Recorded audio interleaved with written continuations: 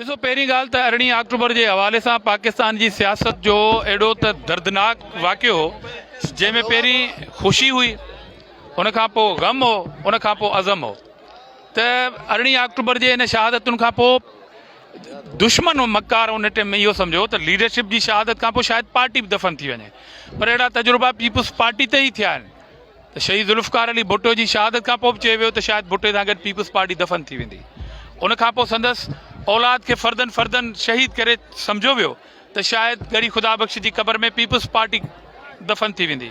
18 अक्टूबर बि इन ई अंदाज़ सां वाक़ियो हो। पाकिस्तान जी तारीख़ जो हिकिड़ो भयानक आमिर जे हथां हिकिड़ो वाक़ियो हो, पर उहे पार्टियूं अहिड़नि बहराननि खे मुंहुं ॾींदियूं आहिनि। पीपुल्स पार्टी इन्हनि वॾियुनि शहादतुनि जे बावजूदि अॼु बि बदीन में जेकॾहिं हज़ारनि जी तइदाद में वर्कर पंहिंजे उन्हनि शहीदनि खे यादि कनि त इहा पीपुल्स पार्टी ई करे सघे थी, ॿी पार्टी जे वस जी ॻाल्हि कान्हे।